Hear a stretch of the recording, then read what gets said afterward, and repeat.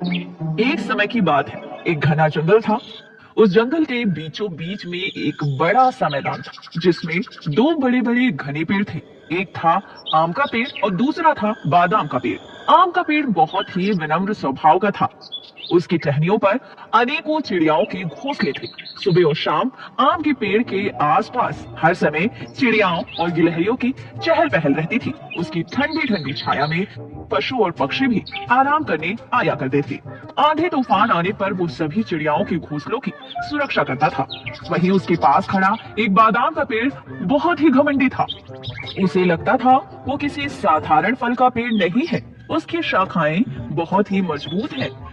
वो इस जंगल के हर पेड़ से हरा भरा है, इसलिए वो कभी भी किसी भी चिड़िया को अपने ऊपर घोंसला बनाने नहीं देता था।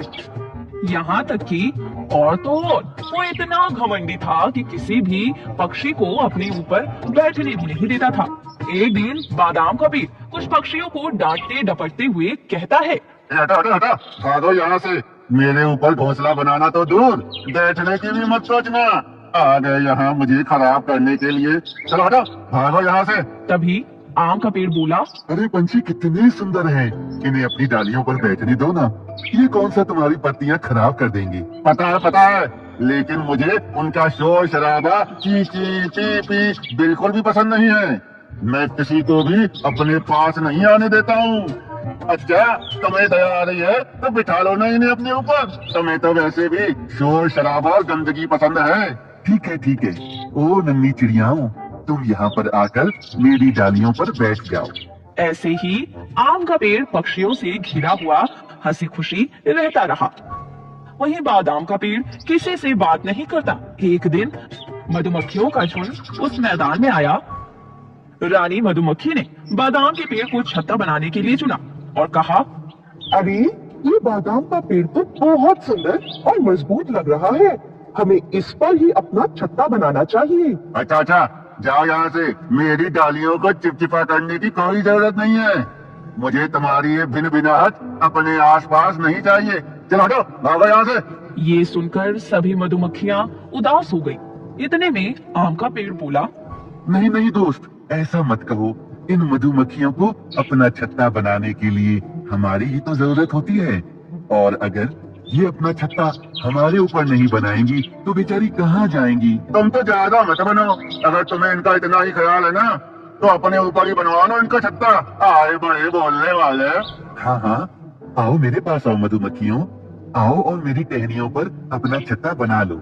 तुम कितने अच्छे हो, हम तुम्हारे साथ बहुत खुशी से रहेंगे। ऐसा कहकर रानी मधुमक्खी ने आम के पेड़ पर अपना छत्ता बना लिया और वहीं रहने लगी। कुछ दिनों बाद जंगल में एक लकड़हारा आया। उसने मैदान में खड़े आम के पेड़ और बादाम के पेड़ को देखा और उसे काटने की सोचने लगा। लेकिन तभी उसकी नजर मधुमक्खियों के छत्ते पर पड़ी और वो डर गया और डर कर कहने लगा, अरे इस पेड़ पर तो मधुमक्खियों का छत्ता है। यदि मैंने ये पेड़ काटा तो मधुमक्खियाँ मुझे डंक मार सकती हैं। नहीं, मैं ये आम का पेड़ नहीं काटूंगा। अब लकड़हारे की नजर पास खड़े बादाम के पेड़ पर गई। अरे ये पेड़ काटने के लिए ठीक है। इस पर ना तो किसी चिड़िया का कोई घोंसला है और ना ही किसी मधुमक्खी का कोई छत्ता। उस आम के पेड़ पर तो कई घोंसले हैं। हाँ, मैं इसे ही काटता हूँ। ऐसा सोचकर लकड़हारे ने बादाम के पेड़ को काटना शुरू कर दिया। तभी घबराते हुए बादाम का पेड़ बोला, अरे भाई, तुम क्या कर रहे हो? मेरी इन हरी भरी टहनियों को क्यों काट रहे हो? इतने में आम के पेड़ ने मधुमक्खियों को अपने पास बुलाया और बोला, सुनो मधुमक्खियों सुनो, ये लकड़हारा बादाम के पेड़ को काट देगा। बादाम भाई मर जाएंगे। हमें बादाम भाई को बचाना होगा। तुम कुछ करो ना। लेकिन हम इसकी मदद क्यों करें? तुम्हें पता है ना ये कितना घमंडी है, किसी से सीधे मुंह बात भी नहीं करता। हम इसकी मदद बिल्कुल भी नहीं करेंगे। लेकिन अगर हम ही उसकी मदद नहीं करेंगे तो उसमें और हम में क्या फर्क रह जाएगा? तुम शायद भूल गए हो, इसने तुम्हारे और हमारे साथ कैसा व्यवहार किया था। उसे सही सजा मिल रही है। नहीं रानी मधुमक्खी, हम उसे इस तरीके से कटते हुए नहीं छोड़ सकते। बुरे के साथ अगर हम भी बुरा व्यवहार करेंगे तो सभी बुरे हो जाएंगे। हमें उसकी सहायता करनी ही होगी। हाँ दोस्त, शायद तुम ठीक कह रहे हो। हमें इसकी मदद करनी ही चाहिए। फिर क्या था, ऐसा सोचकर सारी मधुमक्खियाँ छत्ते से बाहर आ गईं और लकड़हारे के ऊपर मंडराने लगी। अरे इतनी सारी मधुमक्खियाँ यहाँ कैसे आ गई? ये तो मुझे डंक मार रही है।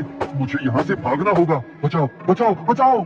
लकड़हारा दौड़ते दौड़ते वहां से भाग गया और बादाम का पेड़ शर्मिंदा होकर बोला, मुझे माफ कर दो दोस्तों, मुझे माफ कर दो।